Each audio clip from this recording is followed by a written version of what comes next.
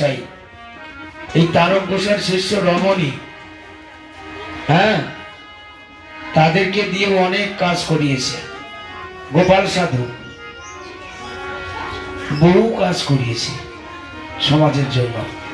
শুধু ডাঙ্কা বাজিয়ে হরিনাম করে তারা বেড়ায়নি, তারা সমাজের জন্য অনেক কিছু করেছে।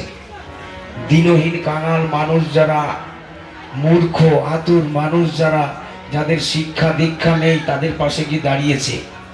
দাদাজি কথা বললেন, পকেটে টাকা রাখতে হবে, হ্যাঁ, কাজ করতে হবে। কার ছেলে মেয়ে পড়াশুনো করতে পারছে না, তার পাশে গিয়ে দাঁড়াতে হবে। তার খাতা কলম বই কিনে দিতে হবে।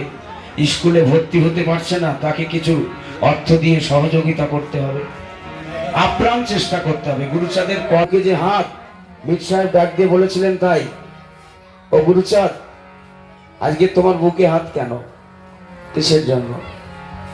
গুরুচাঁদ ঠাকুর বললেন, মির, একমাত্র তুমি যে আজকে জিজ্ঞেস করলে আমাকে যে তোমার বুকে হাত কেন। অনেক যন্ত্রণা, অনেক ব্যথা, এই বুকের ভিতরে অনেক যন্ত্রণা, অনেক ব্যথা রয়েছে। এই জন্য আমার বুকের ভিতরে এই যন্ত্রণাটাকে লাঘব করার জন্য, মোচন করার জন্য আমি হাত দিয়ে চেপে রেখেছি। আমার সমাজের মানুষ সেই ব্যথা মোচন করতে পারেনি এখনো পর্যন্ত। হরিব। তাই গুরুচাঁদ ঠাকুর তার কর্মকাণ্ডকে, তার আদর্শকে সহজ মনে করলে হবে না, বৃহৎ, বৃহৎ থেকে বৃহৎ। গুরুচাঁদ ঠাকুরের কথা, কর্মকাণ্ড, আদর্শের কথা সারা রাত সারা দিন বললেও ফুরবে না। গুরুচাঁদ ঠাকুর জগতের জন্য যে এত করেছে, তার কথা বললে শেষ হবে না, ফুরবে না, যে তিনি কি করেছে। এই সমাজের মানুষ বুঝতে চাইল না, এই হচ্ছে ব্যথা। আজকের সম্মিলন, এই এলাকার প্রত্যেকটা মানুষ মানুষে পরিণত হোক, এটা হচ্ছে সম্মিলন। যে এই এলাকার প্রত্যেকটা মানুষ যেন আধ্যাত্মিক চেতনা, বড় বড় চুল, বড় বড় দাড়ি রেখেছিল নিবারণ। গুরুচাঁদ ঠাকুর নিজে নিবারণ গোসাইকে ডাক দিয়ে বলে, নিবারণ, এই চুল দাড়ি রেখে গোসাই হওয়ার মতো এখনো তুমি উপযুক্ত হওনি, তাই আজকে তোমার এই চুল দাড়ি কেটে ফেলতে হবে। তোমার গোসাই হওয়া সাজে না। তোমার তিনটে ছেলে এখনো অশিক্ষিত, স্কুলে যায় না, লেখাপড়া শেখে না। তুমি কিসের গোসাই? তুমি কিসের গোসাই? এই যে আমাদের মধ্যে হরেন গোসাই, আমি নিজে দেখেছি, একসময় উনি রিক্সা চালিয়ে খেত, খুব কষ্ট করেছে, পরিশ্রম করেছে। আজকের ওনার ছেলে স্কুল মাস্টার, স্কুলে মাস্টারি করে। গুরুচাঁদের আদর্শটাকে ধরে রেখেছে, নিজে না খেয়ে কষ্ট করে ছেলেকে মানুষ করেছে, লেখাপড়া শিখিয়েছে। তাই নিবারণ ঘোষের চুলদাড়ি যখন কেটে দিলেন, বাড়িতে চলে গেলেন। তিনটে ছেলে এসে বাবাকে বলছে, বাবা, তোমার চুলদাড়ি কোথায়? তুমি তো গোসাই, তোমার সেই গোসাই ভাব, সেই চুল দাড়ি কোথায়? বলছে, বাবা রে, তোদের জন্য আমার চুল দাড়ি গুরুচাঁদ ঠাকুর কেটে দিয়েছে। কেন জানিস? তোরা স্কুলে যাস না, লেখাপড়া শিখিস না, এই জন্য আমার চুল দাড়ি কেটে ফেলতে হয়েছে। তোরা যদি লেখাপড়া শিখে মানুষের মতো মানুষ হতে পারিস, সেদিন গুরুচাঁদ ঠাকুর আমাকে স্বীকৃতি দেবে যে আমি গোসাই কি না। গোসাই হওয়ার স্বীকৃতিটা সেদিন গুরুচাঁদ ঠাকুর দেবে, যেদিন তোরা লেখাপড়া শিখে মানুষের মতো মানুষ হতে পারবি। তারা তিন ভাই লেখাপড়া শিখে মানুষ হয়েছিল। সিধামড়াকান্দিতে নিবারণ গিয়ে বলেছিল, গুরুচাঁদ, আমার তিনটে ছেলে তোমার কথায় লেখাপড়া শিখে তারা মানুষ হয়েছে। শুধু পুঁথিগত বিদ্যায় বিদ্যান না, তারা আধ্যাত্মিক চেতনা তাদের মধ্যে খুলেছিল। আজকে আয় পায়ে বিয়ে পাস করছে, কি আছে? বাবা মাকে বাদ দেয় না, বাবা মা বৃদ্ধাশ্রমে পাঠায় দিচ্ছে। এই লেখাপড়ার কোনো দাম নেই। গুরুচাঁদ ঠাকুর এই লেখাপড়ার কথা বলেনি, বলেছে সুশিক্ষা দিতে। শুধু পুঁথিগত বিদ্যা না, এদেরকে সুশিক্ষা দিতে হবে, এদের মধ্যে চেতনাটাকে ফিরিয়ে দিতে হবে। যারা এরা একদিন সমাজের কাজ করতে পারে, মানুষ হতে পারে, এরা 10 জনের কাজ করতে পারে, এই সমাজের জন্য কিছু করতে পারে, শুধু নিজের জন্য নয়। তাই প্রত্যেকটা এই কাল নবপল্লীর প্রত্যেকে যারা আজকের এই সম্মেলন করছে প্রত্যেককে বলবো, তোমাদের বাড়ির ছেলে মেয়েদেরকে লেখাপড়া শিখিয়ে মানুষ করো, যেটা গুরুচাঁদ ঠাকুর চেয়েছিল। গুরুচাঁদ চরিতের মধ্যে বলছে গুরুচাঁদ ঠাকুর, শুধুই গুণগান নহে ধর্মের সার, তৎপ্রীতে কর্ম করো তার হতে পারে। তার প্রীতির উদ্দেশ্যে কর্ম করো, তিনি যাতে সন্তুষ্ট থাকে সেই কর্ম করো। আমরা গান গাইব, ডঙ্কা বাজাবো, ধর্মকর্ম সাধুসঙ্গ করব, এটাও দরকার। হরিনাম করতে হবে, হরিনাম না করলে আমার ভিতরে সূক্ষ্ম সূক্ষ্ম যে সমস্ত জায়গাগুলো লুপ্ত আছে, শিরা উপশিরা প্রত্যেক 72,000 নারী আছে আমার দেহের মধ্যে, সেগুলো আস্তে আস্তে বাঁধন খুলে তারা উন্মুখ হয়ে আনন্দে আত্মহারা হয় এই সঙ্গীত এবং হরিনামের মধ্য দিয়ে। মানুষের ব্রেন সাফ হয় হরিনামের মধ্য দিয়ে, মানুষের চেতনা খোলে, মানুষের কুণ্ডলিনী শক্তি জাগৃত হয় এই একমাত্র হরিনামের দ্বারা। হরিনাম করতে হবে, হরিনাম না করলে সে সুশিক্ষায় শিক্ষিত হবে না। খালি স্কুল কলেজের বই পড়ালে হবে না, মাঝে মাঝে বলতে হবে, বাবা একটু হরিসঙ্গীত বইটা একটু দেখো, লীলামৃতটা একটু পড়ো, গুরুচাঁদ চরিত্রটা একটু পড়ো। খালি তোমার ক্লাসের বই পড়ছো, বাবা আমার গুরুচাঁদকে যদি জানতে হয়, হরিচাঁদকে যদি জানতে হয়, গুরুচাঁদ চরিত্র পড়ো, লীলামৃত পড়ো, গুরুচাঁদ মাহাত্ম্য পড়ো, আমাদের প্রামাণ্য যে কয়টা গ্রন্থ আছে এগুলো একটু মাঝে মাঝে পড়ো, তাহলেই প্রকৃত মানুষ হতে পারবে। বাবা মা বৃদ্ধ হয়ে গেলে ভাব দেবে না, তার জন্য গুরুচাঁদের আদর্শকে ধরতে হবে। ছোট যখন থাকে, ছেলে মেয়ে যখন ছোট থাকে, গুরুচাঁদ ঠাকুর বললেন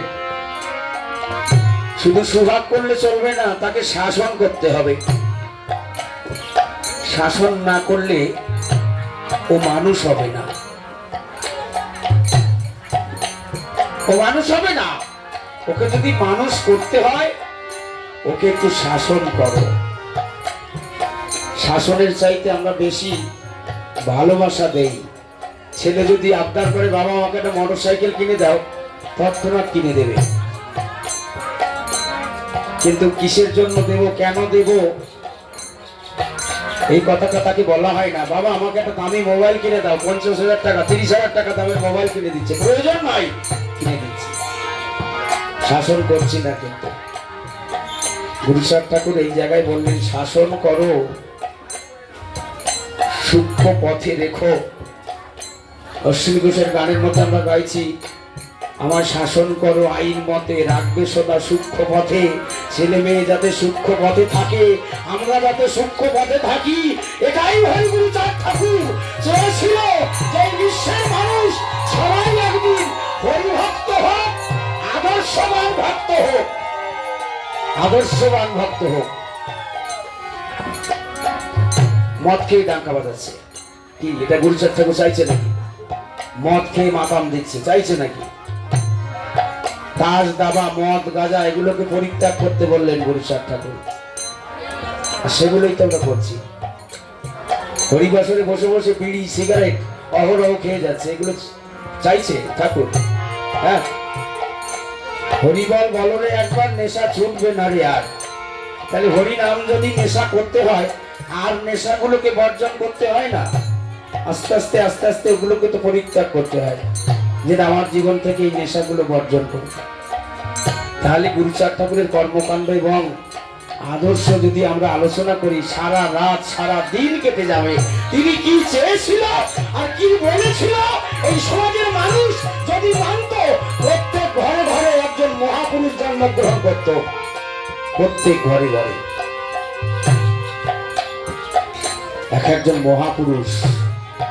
গোলক তারক মহানন্দ লোচন বদন দশরথ, প্রত্যেক ঘরের থেকে এক একজন বেরোতো। শুধু IPS, BA pass, IA pass, barrister না, গুরুচাঁদ ঠাকুর তার সাথে সাথেও কিন্তু তাদেরকে সাধুও বানিয়েছিল।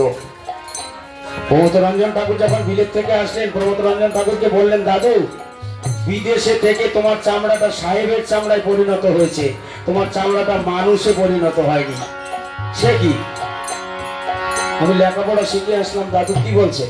বলছে, হ্যাঁ দাদু ভাই, তোমাকে যদি মানুষ হতে হয় তুমি 6 মাস ওই ধানের বস্তাতে ইট মাথায় দিয়ে শুয়ে থাকবা, 6 মাস। এত বড় কঠিন? বলছে, হ্যাঁ দাদু ভাই, তুমি 6 মাস ধানের বস্তা পেতে, কোনো গদি না, কোনো মশারি না, কোনো বালিশ না, একটা করে মাথায় ইট দেবে আর ওই ধানের বস্তা পেতে শুয়ে থাকবে রাতের বেলা। তাহলে তোমার এই চামড়াটা মানুষের চামড়া হবে, এই চামড়াটার মধ্যে সহনশীলতা থাকবে, এই চামড়াটার মধ্যে ধৈর্য শক্তি থাকবে। প্রকৃত মানুষ গড়ার কারিগর হচ্ছে গুরুচাঁদ ঠাকুর। প্রকৃত মানুষ গড়ার কারিগর। যে হাজার হাজার মানুষ, হাজার হাজার ভক্ত তোমাকে জ্বালাতন করবে, তোমাকে কষ্ট দেবে, তুমি সহ্য করতে পারবে তো? সহ্য করার আগে তোমাকে এগুলো অর্জন করতে হবে, যে তুমি কতটা সইতে পারো। তোমাকে জ্বালাতন করবে, সারা দিনে তোমার হাজার হাজার ফোন আসবে, খেতে শুতে বসতে তোমাকে জ্বালাতন করবে, পারবা তো সহ্য করতে? খুব কঠিন, এই জায়গাটা খুব কঠিন জায়গা। গুরুচাঁদ ঠাকুরকে শিক্ষা দিয়েছিল হরিচাঁদ ঠাকুর, যাও গোলক পাগল কি করছে মাঠে গিয়ে দেখো। গোলক বলছে, গুরুদা শীঘ্রই তামাক সাজাই দাও। বারবার তামাক সাজিয়ে দিতে বলছে। গুরুচাঁদ ঠাকুর বলছে, যত অলস, যত রাজ্যের পাগল, কাজ করে না, কর্ম করে না, বারবার বলছে তামাক সাজিয়ে দাও, তামাক সাজিয়ে দাও। রাগ করে গুরুচাঁদ ঠাকুর বাড়ি চলে গেল। হরিচাঁদ ঠাকুর জিজ্ঞেস করছে, ও গুরুচরণ, আমার পাগল কি করছে? গুরুচাঁদ বলছে, তোমার পাগল বারবার তামাক খেতে চায়, সিলুম খেতে চায়, কাজ করবে না, কর্ম করবে না, খালি বলে আমাকে তামাক সাজিয়ে দাও।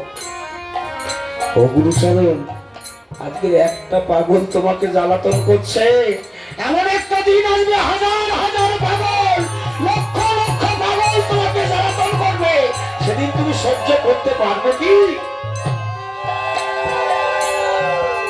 যাও। আবার গিয়ে দেখলেন একা সমস্ত জমির ধান একা সব কেটে ফেলেছে। 18টা কিষানের কাজ একা করতে পারতো গোলক পাগল একদিনে। এই জন্য নাম দিয়েছিল কর্মবীর গোলক পাগল। 18টা কিষানের কাজ একা একদিনে করে ফেলল। গুরুচাঁদ ঠাকুর অবাক হয়ে গেল, এ কি? একটুখানি সময়ের জন্য আমি বাড়িতে গেলাম, এসে দেখে সব ধান কাটা হয়ে গেছে। এরা শুধু হরিনাম সাধু সঙ্গ করেনি, এরা আদর্শ গারস্থ ধর্মটা, সংসার ধর্মটা ঠিক রেখেছিল। আর আমরা সংসারকে ঠিক না রেখে আগে ধর্মকে ঠিক করি, এই জন্য আমরা অনেক পিছনে পড়ে গেছি। আমাদের টেনে তোলার মতো বান্ধব এই জগতে খুব কম আছে, যে আমাদের হাত ধরে টেনে তুলবে। একমাত্র বাবা হরিগুরুচাঁদ ছাড়া এই বিশ্বে আর কেউ নাই, কোনো বান্ধব নাই যে আমাদের টেনে তুলবে। জয় হরিচাঁদ, জয় গুরুচাঁদ।